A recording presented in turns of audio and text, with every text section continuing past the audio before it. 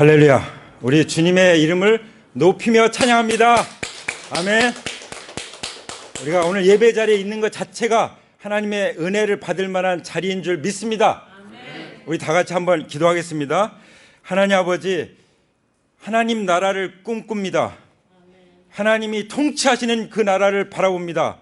아멘. 그 나라를 우리를 통해서 온 세계 가운데 확장하여 주시옵소서. 아멘. 우리 주님께서 어떻게, 왜 이렇게 하나님 나라를 세우시고 또 어떻게 세워가시는지 우리가 밝히 보고 그대로 따라갈 수 있도록 도와주시옵소서. 부활하신 예수님의 이름으로 감사하며 기도 올립니다. 아멘.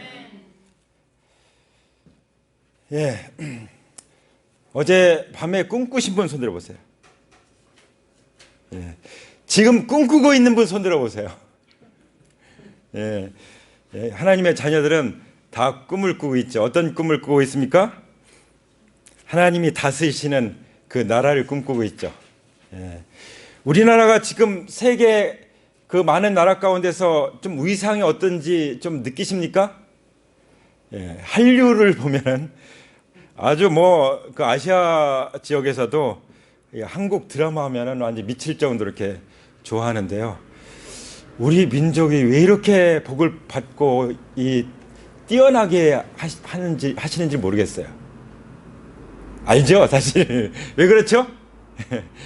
예, 복음을 전하기 위해서, 전 세계를 복음으로 정복하기 위해서 이스라엘 택하셨다가 이제 이방인들 가운데서 구원받은 이방인 교회를 택하셨다가 또 미국이나 여러 지금 잘 사는 나라, 하나님을 예배하고 신실하게 하나님을 따르는 믿음을 지키면은 하나님께서 반드시 복 주는 것을 입증했어요. 그렇다고 그것이 계속 가는 건 아니에요. 그렇죠? 정말 하나님께 올바른 마음을 계속 가지고 진실되고 충성되게 믿음으로 따라갈 때 그 복이 되는 줄 믿습니다. 아멘. 그래서 하나님의 꿈은 뭐예요? 하나님 나라입니다. 예수님의 꿈은 뭘까요? 예수님의 꿈도 하나님 나라예요. 성령님의 꿈은 뭘까요? 성령의 꿈도 하나님의 나라인 것입니다. 우리의 꿈은 무엇입니까? 교회의 꿈은 무엇입니까? 하나님 나라죠. 할렐루야. 예.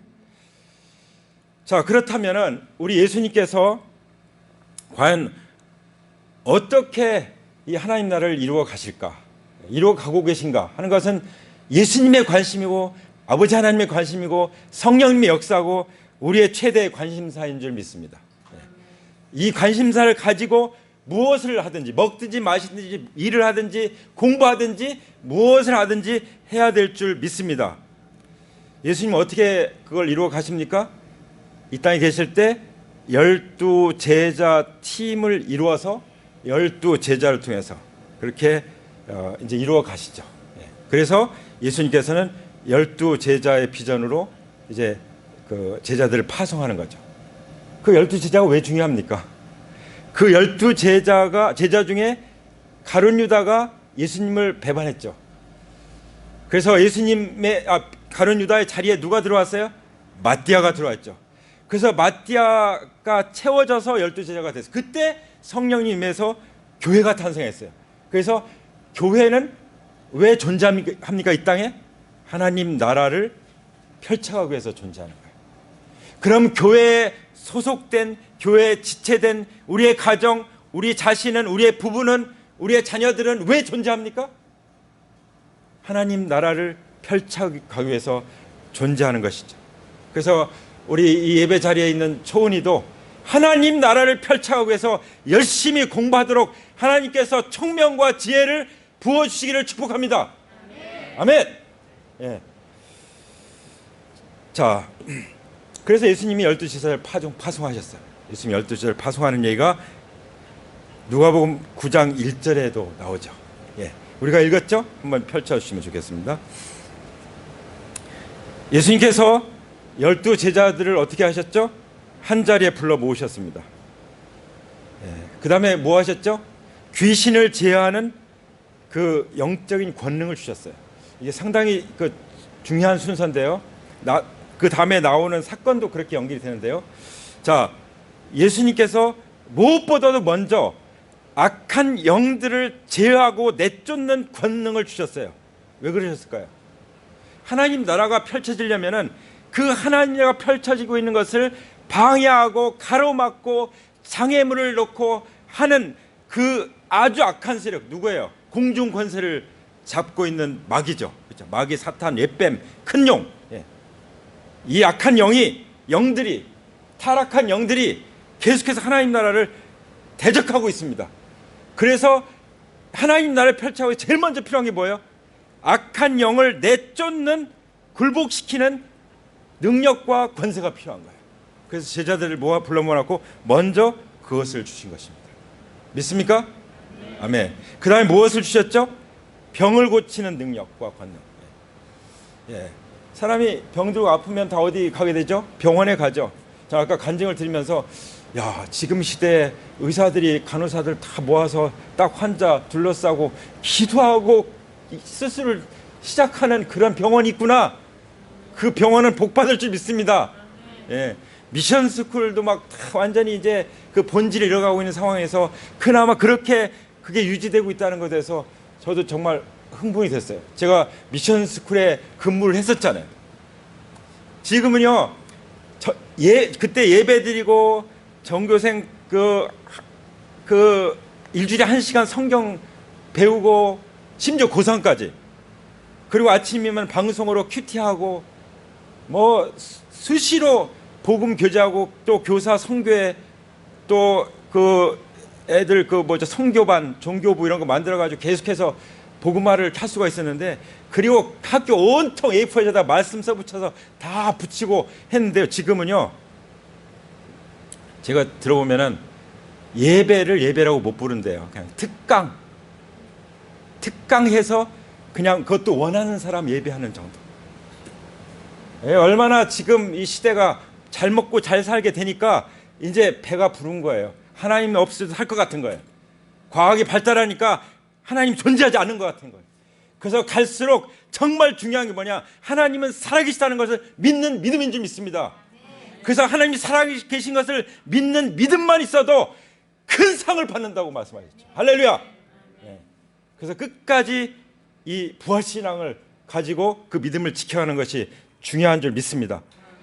그래서 이 그 병들면은 뭘 할 수가 없잖아요. 아파서. 그렇죠?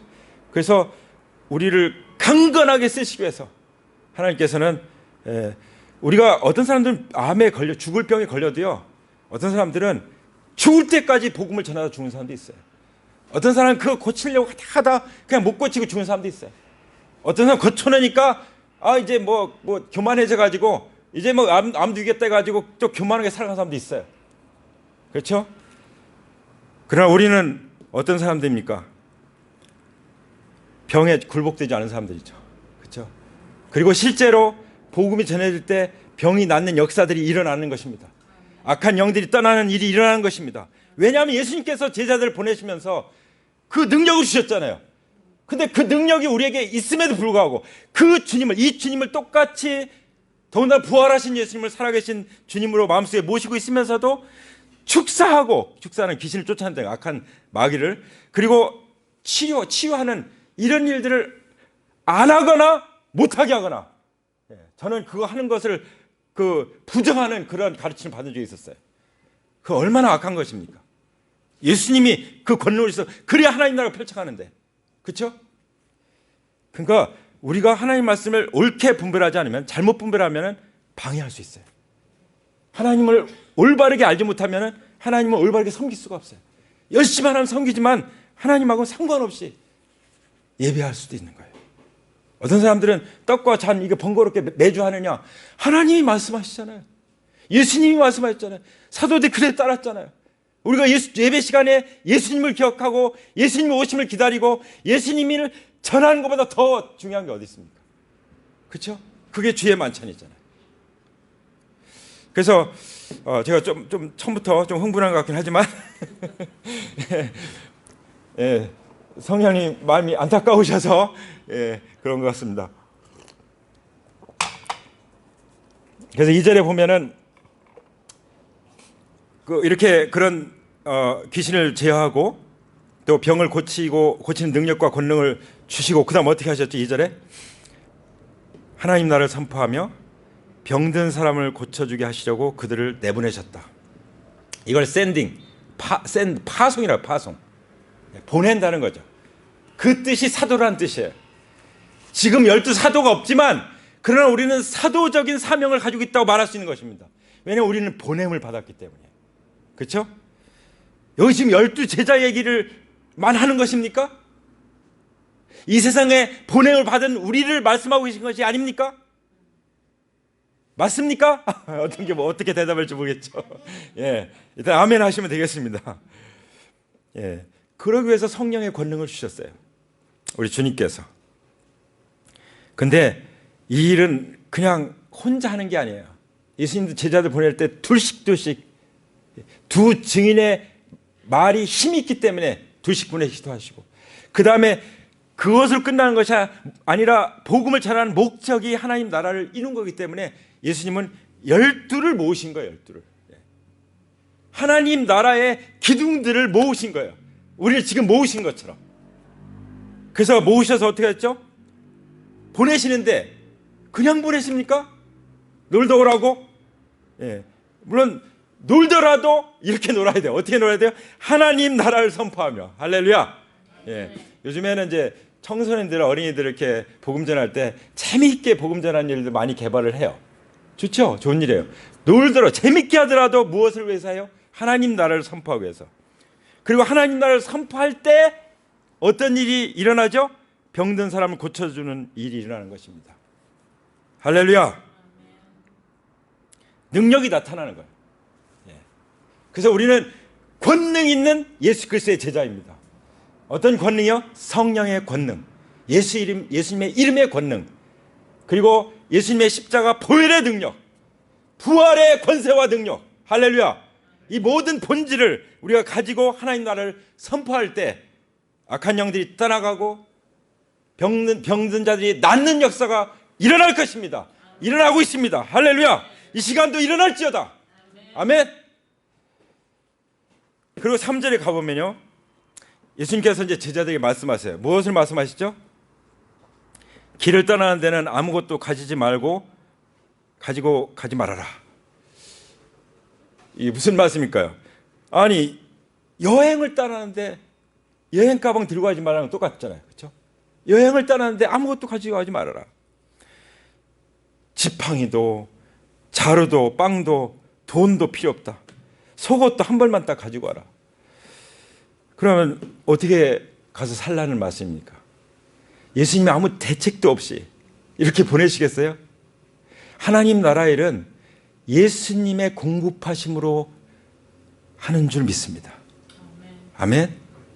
하나님 나라의 일은 사람들에게 후원해 주세요. 후원해 주세요. 구걸해서 하는 게 아니에요. 누구 일이에요, 누구 일? 하나님의 일이죠. 그렇죠? 하나님이 통치하시는 나라예요. 주님이 말씀하시는 그 의미를 아시겠죠? 그 의도를 아시겠죠? 왜 이렇게 말씀하세요? 하나님 나라의 일꾼들로 너는 파송을 받는 거야. 그러니까 너의 모든 필요는 내가 책임진다. 하나님 아버지께 책임진다 하시는 말씀인 줄 믿으시기 바랍니다. 아멘. 그래서 저에게 믿음을 가르쳐준 많은 선교사님들이나 이런 분들은 정말 그렇게 사셨어요. 말로만 그런 것이 아니라. 물론 때로는 어렵게 살 때도 있었죠. 힘들게. 아무도 모르죠. 근데 이렇게 슬그머니 가보면 굉장히 힘든 상황이 있을 수도 있어요. 그런데 끝까지 믿음으로 살아요. 근데 끝까지 그분들은 믿음의 아름다운 간증을 지켜가는 걸 볼 수 있어요. 그래서 로마서에서나 하박국이나 히브리서나 갈라디아서에서 우리에게 말씀하십니다. 오직 의인은 뭘로 살으라고요? 믿음으로 말미암아 살리라. 할렐루야. 한번 따라서 하실까요? 오직 의인은 믿음으로 말미암아 살리라. 아멘. 그 메시지를 주시는 거예요. 믿음으로 사는 거다. 그래서 하나님이 정말 살아 역사하시는구나. 살아 역사하시고 하나님이 우리의 필요를 아시고 공급하시구나. 그것을 경험할 때 우리의 믿음이 자라가는 거죠. 강력해지는 것이죠. 그러니까 예수님의 관심은 어디에 있다고요? 우리의 믿음을 키우시는 데 있어요. 어떤 일이 다가오면은 그냥 그거 가지고 붙잡고 씨름할 게 아니에요. 하나님이 또 이번에 어떻게 나의 믿음을 키우려고 하시나? 어떻게 또 어떤 믿음으로 나를 가르치길 원하시나? 그걸 하나님께 나가서 여쭤봐야 되는 거죠. 예수님께 간청하라고 말씀하셨지 않습니까? 위기를 만날 때, 절망 가운데 처할 때 어떻게 하라고요? 예수님께 간청하라. 할렐루야. 우리 그 말씀을 보고 듣고 지금 이어지는 것이 아닙니까? 그리고 4절에 보세요. 4절. 어느 집에 들어가든지 거기에 머물다가 거기에서 떠나가라. 어디에서든지 사람들이 너희를 영접하지 않거든 그 고을을 떠날 때 너희의 발에 묻은 먼지를 떨어버려 그것을 거스르는 증거물을 삼아라. 그렇게 가서 이제 사람들 만나고 집에 찾아가고 하면은 반드시 두 가지 반응이 있다는 거예요. 두 가지 반응. 세 가지 반응이 있을 수 있어요. 그냥 아예 무관심해버린. 근데 보통 두 가지 반응이에요. 거절하거나 받아들이거나. 그렇죠?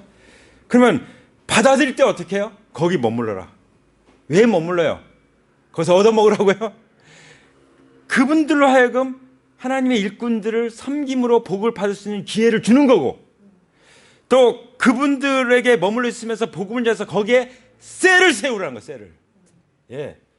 그게 사도행전이 그대로 이어지는 거죠. 예. 여기서부터 이제 그들의 복음을 전해서 거기에 예수님을 주님을 모신 하나의 공동체를 세워가라는 거죠. 그 세워놓고 떠나가고 세워놓고 떠나가고 그렇게 했던 분이 사도 바울이죠. 그게 1차, 2차, 3차 로마 전도행했어요. 그렇죠? 그리고 어떤 사람들은 거절하죠. 영접해요. 영접하지 않아요. 그럼 어떻게 하라고 그랬죠? 그냥 먼지도 다 떨어버리고, 예, 그러고 가라. 그리고 그 먼지를 증거물로 삼아라. 왜 그렇죠? 이 복음에 대해서 어떻게 반응했느냐, 하나님의 말씀에 대해서 우리가 어떻게 반응했냐에 따라서 반드시 하나님이 그거 짚고 넘어간다는 거죠. 나중에. 그렇죠? 믿은 사람들은 그리스도의 심판대 앞에서 분명히 하나님 짚고 넘어가실 거고, 믿지 않고 죽은 사람들은, 구원받지 못하고 죽은 사람들은 나중에 맨 마지막에 최후의 심판 때 반드시 그 앞에 서서 자기 입으로 자기가 토해낼 거라고. 자기가 그렇게 거절했던 것들. 그래서 슬피 울며 이를 가는 거죠. 내가 왜 그때 복음을 거절해가지고 나는 이제 영원히 희망이 없구나, 절망, 영원히 고통당하는구나. 자기가 알잖아요. 죽음 앞에 딱 서면은 구원받은 사람들은 기대감이 있다고 그래요. 이제 아버지 품에 가는구나. 구원받지 않은 사람들은 두려움에 사로잡히는 거예요. 예, 벌써 알아요. 그거 죽기 전에 아는 거예요. 죽기 전에. 성령이 계신 사람과 안 계신 사람과, 복음을 받은 사람과 복음을 거절한 사람들이 벌써 죽기 며칠 전에 알고 있는 거예요. 그때라도 복음을 전해야 되는 거죠. 그래서 임종 때 복음을 전하는 게 너무 중요하죠. 임종 때 구원받은 사람들 제 경험으로도 많아요. 많아. 정말 많아. 임종 때, 그때 어떤 분은 권사님인데도 그 지금 임종 직전인데도 자신이 없어요. 자신, 믿음이 없어요. 왜냐하면 복음을 제대로 듣지 못했고 복음을 제대로 받지 못했던 거예요. 그러니까 복음을 전하는 사람들의 책임이 얼마나 중요한지 에스겔서에서 뭐라고 말씀하십니까? 사람아, 내가, 에스겔 3장 17절에 이런 말씀이 나옵니다. 사람아, 내가 너를 이스라엘 족속의 파수꾼으로 세웠다. 그러면 너는 내가 하는 말을 듣고 나를 대신해서 그들에게 경고하여라. 경고할 책임은 누구에게 있어요? 에스겔에게 있어요. 선지자에게. 복음을 전할 책임은 누구에게 있어요? 우리에게 있어요. 그러면 그 반응에 대한 책임은 누구에게 있어요? 그 사람에게 있습니다. 에스겔서에서 그걸 분명히 말씀하셨어요. 만약에 내가 그 사람들에게 너는 반드시 죽을 거다, 너 회개하고 하나님 앞에 돌아오지 않으면 너는 반드시 죽을 거다 라고 전했는데 받아들이지 않았으면 너한테 책임 안 묻는다, 딱 그랬어요. 그러나 너는 반드시 죽을 것이라고 하나님이 전하라고 말씀하셨는데 그걸 전하지 않았으면 그 핏값을 너한테서 찾겠다라고 말씀하셨어요. 저는 이 말씀이 들어서도 복음을 전합니다. 물론 다른 여러 가지 이유에서 복음을 전하지만 반드시 그 사람의, 나와 관계된 관계망 속에는 그 사람의 멸망에 대해서 책임을 나에게 묻겠다고 말씀하시는 거예요. 네. 그러나 내가 전했으면 나는 이제 책임이 없는 거예요. 어떻게 하시겠습니까? 간증 안 하시겠습니까? 복음 전해주시겠습니까? 간증하고 복음을 전하시기 바랍니다. 올해가 가기 전에, 올해 가기 전에 주님 오실지 모르잖아요. 어떻게 알아요? 오늘 밤에 오실지, 오늘이 마지막 예배일지 어떻게 알아요? 아무도 몰라요. 그렇죠? 그러니까 어떤 신실한 크리스찬이 아침에 딱 일어나면 커튼을 열면서 어젯밤에도 주님이 안 오셨구나, 오늘은 오실까, 그리고 하루를 시작했다고 그러대요. 그런 마음으로 우리가 살아야 되는 거죠. 그게 바로 정말 영적으로 옷깃을 여미는 거고, 정결한 신부로서 신랑을 기다리는 그런 신부같이 사는 것이 아니겠습니까?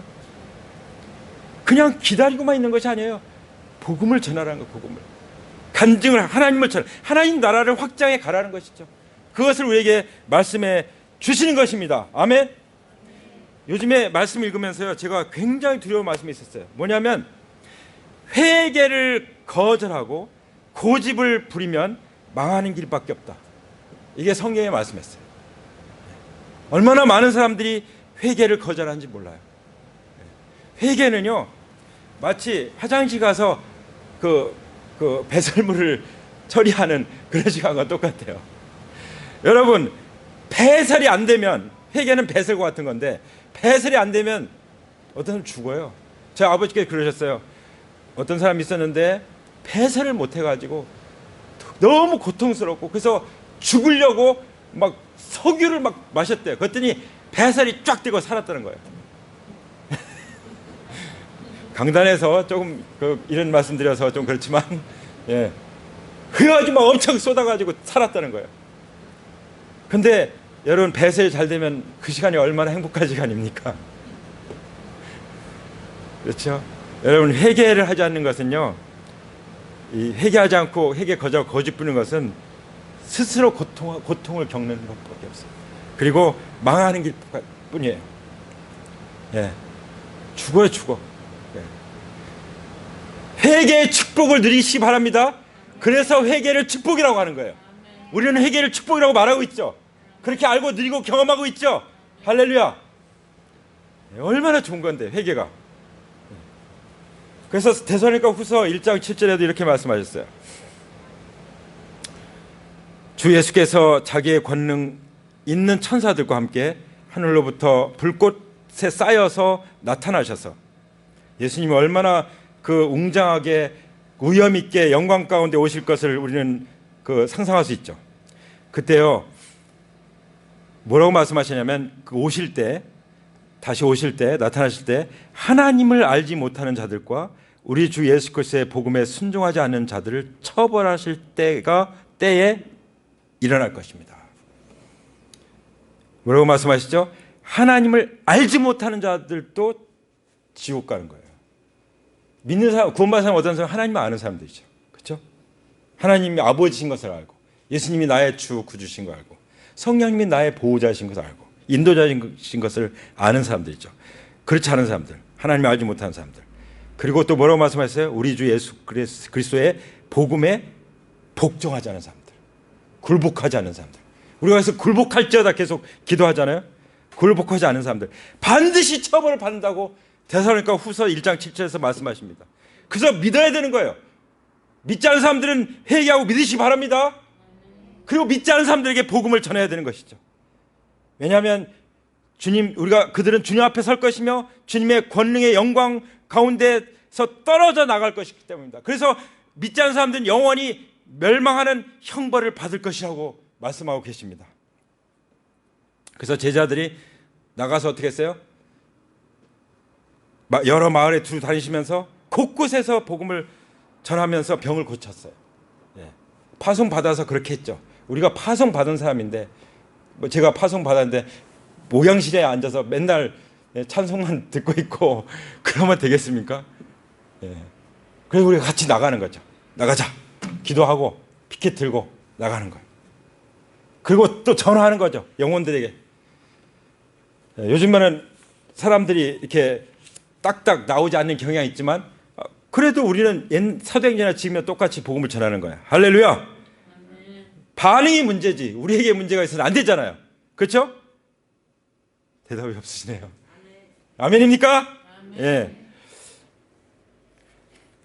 자, 이렇게 복음을 전하다 보면요, 이렇게 여러 마을 두루다니면서 곳곳에 빠짐없이 다 복음을 전하다 보면, 그래서 내가 혹시 복음을 전하는데 빠진 사람 없나 계속 적잖아요. 그죠? 다 명단 적고, 예.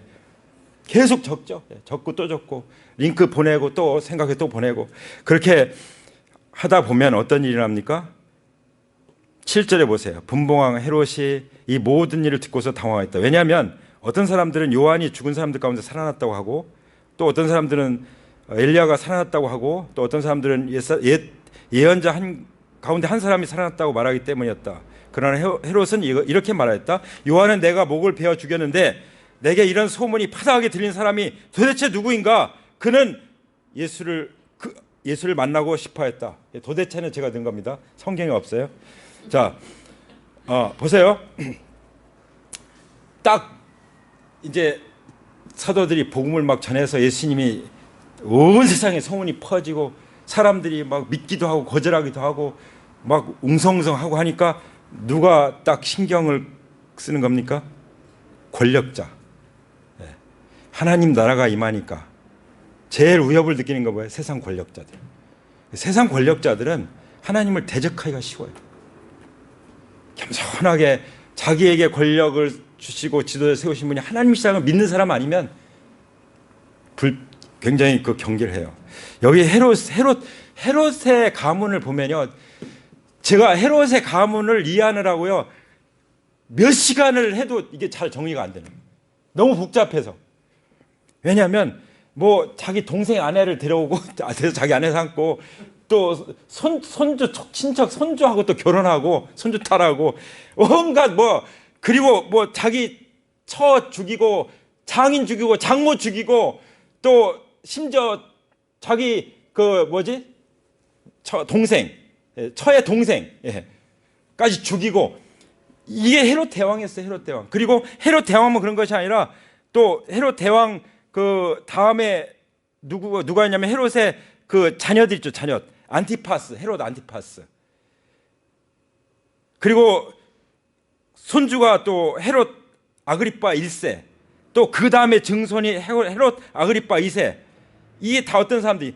헤롯 대왕은요, 예수님 베들레헴에 태어나셨을 때 예수님 죽이려고 그 베들레헴 근처에 있는 2살쯤 되는 그 아이들 다 죽인 그런 아주 무시무시한 악한 놈이죠. 예. 예.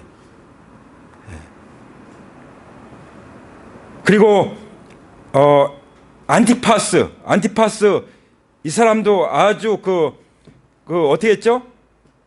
그 헤로디아와 헤로디아 딸 그 살로메에게 얘기해가지고 이 세례 요한의 목을 베가지고 오게 했던 사람이잖아요, 그렇죠? 물론 헤로디아가 그렇게 아주 악한 여자였지만 거기에 넘어가가지고, 그리고 헤롯 아그리파 1세는 예수님 잡히실 때 사실은 그 예수님 처형하는데 재판할 때 그 함께한 사람들이에요. 그리고 나중에 사도행전은 세베대 아들 야고보 처형했고 베드로 감옥에 가뒀고, 헤롯 아그리파 2세는 그 증손자죠. 베스도와 함께 바울의 변론을 들으면서 나중에 바울을 감옥에 2년 동안 있는데도 아무 신경도 안 썼던 그런 사람이고. 하나님 나라 통치가 임하기 위해서는 이 악한 세력이 굴복되게 돼 있습니다. 근데 왜 이런 일들이 일어나느냐? 이제 당황하는 거예요. 당황. 여기 그랬잖아요. 이 모든 일을 듣고서 당황했다. 당황하는 세력이 있습니다. 이 정말 복음이 우리나라를 다 정복해 보세요. 권력자들이 가만히 있겠나? 당황하지, 당황해. 그럴 수 있습니다. 교회를 공격할 수 있습니다. 왜 그렇죠? 이제 의심하는 거예요. 자기 권력 뺏어갈까 봐, 무너질까 봐. 그리고 불안한 거예요. 불안한 거예요. 그리고 거기에는요 또 악한 그 사람들이 있습니다. 어떤 사람들이요? 이간질하는 사람들. 그래, 이간질 때문에 자기를 죽이고 자기가 왕이 된다고 생각해서 자기 자식도 죽였어요. 이간질이 얼마나 마귀적인지 아시죠? 이간질은 예수님으로 떠나갈지어다. 우리 생애에서 떠나갈지어다. 우리의 모든 관계에서 떠나갈지어다. 의심과 이간질이 완전히 불행을 초래하는 것을 볼 수 있어요. 이런 일들이 헤롯 가문에서 대대로 일어나는 걸 볼 수 있죠. 지금 어디가 있겠어요? 저 지옥에서 불쏘시개로 쓰임을 받고 있겠죠. 이건 정말 두려운 일입니다. 자, 그래서 복음이 전해질 때, 하나님 나라가 확장될 때, 하나님 나라의 통치가 올 때 위협을 느끼고 불안해하고 당황하고 의심하고 이 온갖 이간질로 죽이고 막 하는 이런 일들이 벌어질 것입니다. 그러니까 나중에 그 환난 때 어미가 자식을 고발하고 자식이 어미 고발하고 서로 대적하고 그렇게 있다고 했잖아요. 예. 그런 일들이 일어나는 거예요. 공산주의가 그렇잖아요. 고발하고. 예. 그래서 왜냐하면 그거 유물론이니까, 하나님을 믿는 것에 반대니까, 유신론의 반대잖아요. 그러니까 마귀적이지, 그렇죠? 예. 자, 그 다음에 10절에 보세요. 10절 또 다른 내용이 나오는데요. 10절에 보면은 사도들이 와서 자기들이 한 모든 일을 예수께 이야기하였다. 이제 많이 겪었죠. 여러 가지 일을 벌써 겪었어요. 그것을 예수님께 보고하는 거예요. 사역 보고하죠. 그때 예수님께서 어떻게 하십니까? 베세다라고 하는 고을로 제자들 데리고 물러가셨어요. 이게 굉장히 중요한 말씀인데요. 우리는요, 주님을 증거하면서 겪었던 일들을 어떻게 해야 돼요? 예수님 앞에 항상 고해야 돼요. 그게 간증이에요. 그 예배 드릴 때마다 셀몸에서 우리는 그동안 있었던 얘기들 다 예수님께 얘기해야 될 줄 믿습니다. 예수님께 얘기한다는 건 서로 나누는 거예요. 그런 나눔들이 있을 때 예배가 얼마나 역동적이고 풍성하겠습니까? 얼마나 예배가 은혜가 넘치겠어요. 완전히 승리의 예배요, 정복의 예배요, 하나님 나라가 충만하게 임하는 그런 예배가 되지 않겠습니까? 그런 예배를 꿈꿉니다. 그런 하나님 나라를 꿈꿉시다. 그럴 때 사람들은 계속 일만 하다 보면 번아웃 때 탈진해버려요.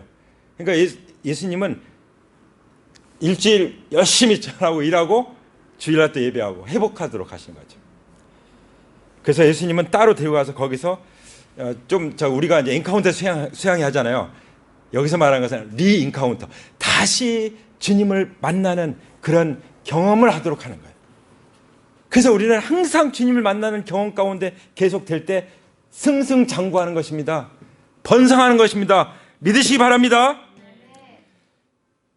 그런데 이제 무리가 알고 예수님 계신 곳에 따라오는 거죠. 그때 예수님 또 뭐 하셔요? 11절에 보면 하나님 나라를 말씀해 주시죠. 그리고 또 병을 고쳐주시고, 무슨 일 하셨어요? 하나님 나라 말씀하시고, 그리고 병을 고쳐주시고, 악한 영들을 쫓아내고, 이거 하는 거예요. 새로운 일 하는 것이 아닙니다. 예수님이 하신 일, 하나님 나라의 일을 우리는 하는 거예요. 오늘도 하고 내일도 하고 그 다음 날도, 올해도 하고 내년도 하고 주님 오실 때까지 할 것입니다. 아멘. 그러다 보면 우리는 뭐가 필요해요? 우리는 항상 또 그렇게 살아가고 있어는 이게 필요한 것도 있잖아요. 필요한 것들. 그래서 예수님께서 하나님 나라를 이렇게 펼쳐가시기 위해서 하시는 일 중에 제일 먼저 12 제자들을 불러서 하나님 나라를 이루기 위해서 보내시는 거하고, 능력과 이걸 다 주셔서, 그다음 거기에 이 반대하는 그런 세력들을 굴복시키는 일을 하고요. 그렇죠? 예. 그다음에 공급하시는 일을 합니다. 할렐루야. 근데 공급하시는 일이 뭐예요? 넘치도록 공급하시는 일이에요. 잘 기억하세요. 예수님이 하시는 일이 뭐예요? 12 제자들을 보내시는 일 하시고, 그 다음에 하나님 나라 통치를 완전히 확립하는 일 하시고, 그 다음에 하나님 나라의 그 축복이 넘치도록 하시는 일이 나오는데, 그 이야기가 반영 오병이어의 사건이 나오는 거죠. 그렇죠? 12절부터 보면은 이제 때가 많은 무리들이 모였어요. 12 제자가 다가왔습니다.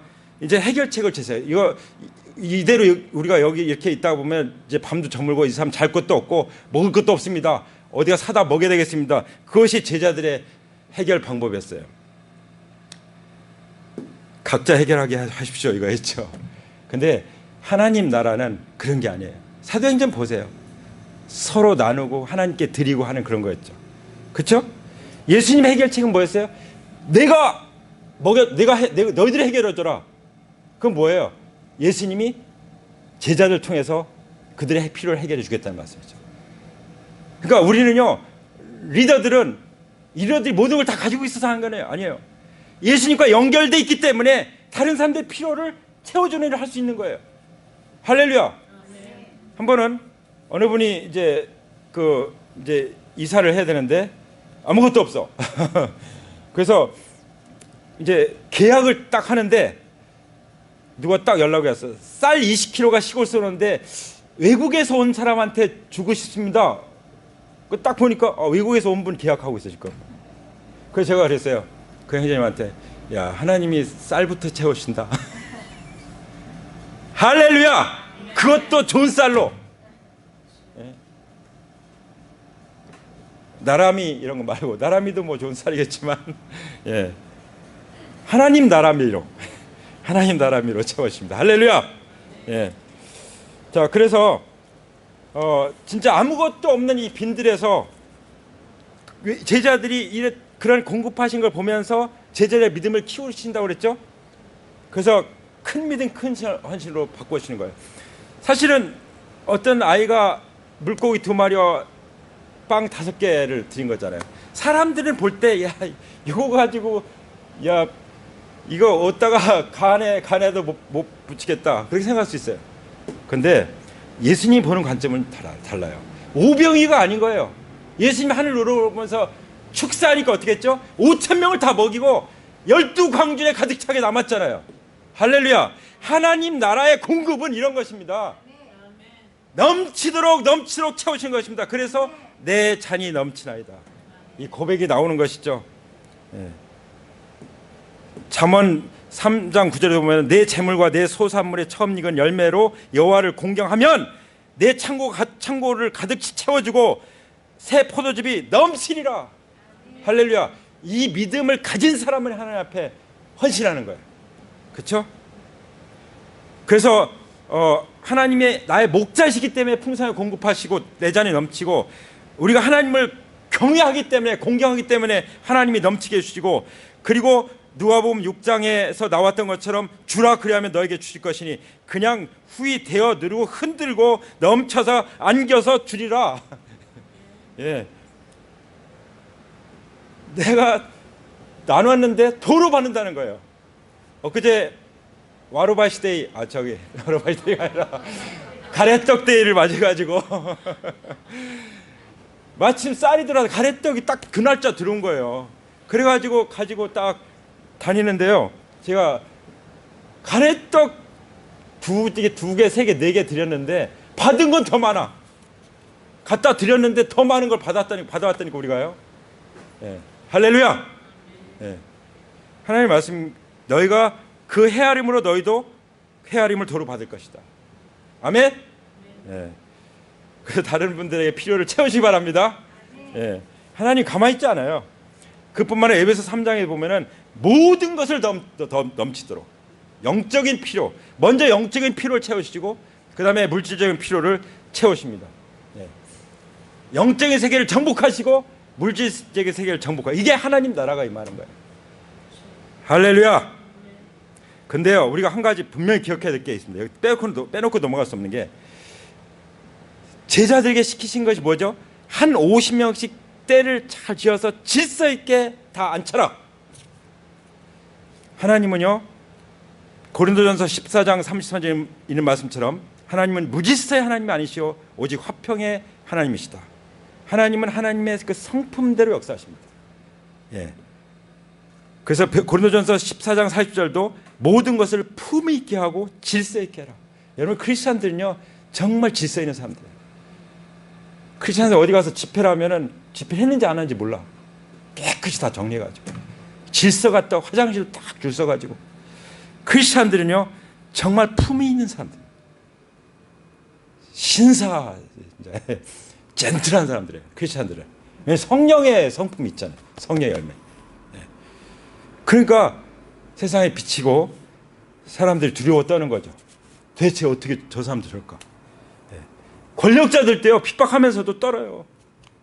무서워서 처형시키는 거예요. 자기들이 무서워서. 그래서 하나님의 은혜가 우리에게 넘치는 줄 믿습니다. 아멘. 빌립보 4장 18절에 보면은 내게는 모든 은혜가 있고 풍부한지라 에바브로 디도편에 너희가 준 것을 받았으면 내가 풍족하니. 이건 일꾼 공급에 대한 건데, 앞으로 여러분 셀에 속하면은 셀 리더들 잘 공급하세요. 셀 리더들 잘 공급하면 셀 리더들 어떻게 해요? 나는 나는 많아, 나는 풍족해, 이렇게 말하잖아요, 사도 바울이. 근데 그걸 하나님이 받으시는 거예요, 향기로운 제물로. 그래가지고 하나님 기쁘게 하는 거기 때문에 19절에 보면, 빌립보서 4장 19절에 보면, 나의 하나님이 그리스도 예수 안에서 영광 가운데 그 풍성한 대로 너희 모든 쓸 것을 채우시리라. 아멘.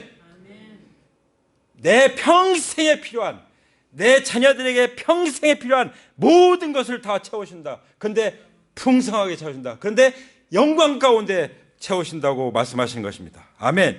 이 영광이 하나님 아버지와 우리 주 예수 그리스도께 영원 무궁토록 있기를 선포합니다. 할렐루야. 우리 다 같이 기도하겠습니다.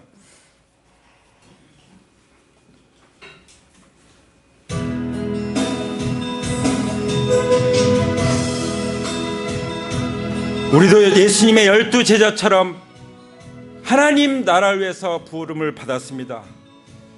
부르심을 받았고 보내심을 받았습니다. 하나님, 제가 부르심을 받았고 보냄을 받았습니다. 그렇게 믿으신 분은 자리에서 일어나시기 바랍니다. 벌떡 일어나셔서, 제가 바로 하나님의 택하심과 부르심과 그리고 보내심을 받았습니다. 하나님, 저는 하나님 나라 속해 있습니다. 하나님 나라를 위해서 살다가 죽겠습니다. 이 한 목숨, 이 한 평생 하나님 나라를 위해서 살다가 멋지게 끝마치겠습니다. 그런 결단을 하신 분들 자리에서 일어나시고 옆으로 한 발짝 움직이시기 바랍니다. 행동으로 하나님 앞에 보시기 바랍니다. 그러면 하나님께서 그 결단을 받아주십니다. 그리고 악한 영들을 물리치는 권능을 주십니다. 이미 주셨음을 믿습니다. 그런 분들 가슴에 손을 얹으세요. 두 손을 얹으시고, 병든 자들에게 예수님의 이름으로 선포할 때 나음을 얻을 수 있는 그 권능을 주셨습니다. 그 믿음으로 이 시간 선포하시기 바랍니다. 주변에 귀신 들린 사람 예수님의 이름으로 내가 명하노니 떠나갈지어다, 떠나갈지어다, 물러갈지어다, 묶임 받고 물러갈지어다, 다시 돌아오지 못할지어다. 병든 사람들을 생각하면서 그들을 향해서 손을 뻗쳐서 선포하기 바랍니다. 모든 그 암은 예수님의 이름으로 완전히 녹아져 빠져나갈지어다. 모든 그 뇌졸중은 치유될지어다. 관절은 치유될지어다. 허리는 치유될지어다. 어깨는 치유될지어다. 모든 감각은 치유될지어다. 예수님의 이름의 보혈의 능력으로 치유될지어다. 모든 선천적인 장애도 완전히 새롭게 치유될지어다. 눈은 밝아질지어다. 귀는 들릴지어다. 발걸음은 가벼울지어다. 췌장암은 치유될지어다. 위암은 치유될지어다. 하나님 나라가 임했으므로 주님의 이름의 권세와 능력이 나타남을 믿고 선포합니다. 우리 가운데 또 비대면 예배를 드린 분 가운데 아직 내가 진정으로 회개하고 주님을 모시지 못했습니다. 그런 분이 계십니까? 아직도 자기 왕국을 건설하고 있습니까? 하나님 나라가 여러분 가운데 임하기 원합니다. 여러분 마음속에, 여러분 심령 속에 임하기 원합니다. 가정 속에 임하기 원합니다. 예수님을 영접하십시오. 예수님은 우리의 죄를 위해서 죽으셨고 장사하셨다가 성경대로 3일 만에 다시 살아나셔서 지금 하나님 나라를 통치하고 계십니다. 살아계십니다. 우리 가운데 살아계십니다. 그 예수님 마음을 열고 영접하시기 바랍니다. 예수님 제 마음에 들어오세요. 따라서 영접하시기 바랍니다. 예수님 제 마음에 들어오세요. 제가 내 왕국을 다 무너뜨리고 이제 하나님의 나라 가운데 들어갑니다. 성령님 인도하여 주시옵소서. 부활하신 예수님, 나의 주, 나의 하나님이십니다. 할렐루야. 부활하신 예수님의 이름으로 기도합니다. 아멘. 아버지 하나님, 주님 오실 때까지 우리는 오직 우리의 믿음의 지요 또 온전케 하시는 분이시고 하나님 나라의 왕이신 예수님만을 주님으로 모시고 따라갈 것입니다. 주님, 성령으로 우리를 인도하여 주시옵소서.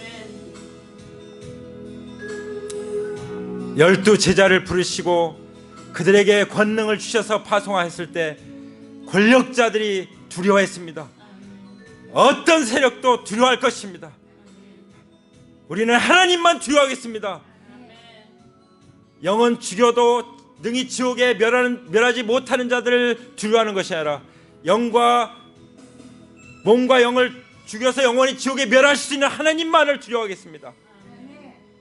주님 하나님 우리에게 공급자이십니다. 그러므로 모든 필요에 있어서 오직 주님만 믿고 따라가겠습니다.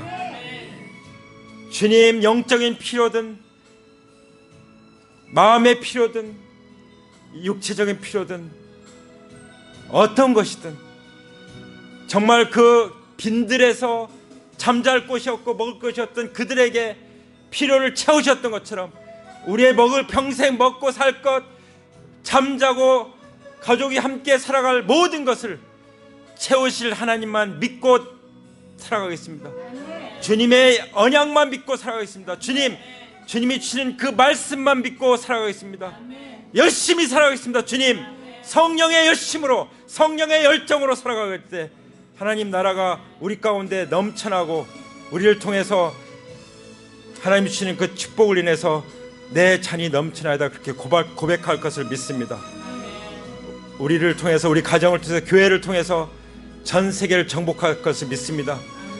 아브라함에게 말씀하신 것처럼 바다의 모래알같이 하늘의 무별과 같이 영적 자손들이 번성할 것을 믿음으로 꿈꾸며 바라봅니다. 주님 이루어질 것을 바라봅니다. 이 모든 것을 부활하신 우리 주 예수 그리스도의 이름으로 감사하며 기도 올립니다. 이제는 우리 주 예수 그리스도의 은혜와 아버지 하나님의 사랑과 성령님의 교통하심이 우리 가운데 영원히 함께 하심을 믿고 부활하신 예수 그리스도의 이름으로 간절히 축원합니다. 아멘. 아멘. 할렐루야.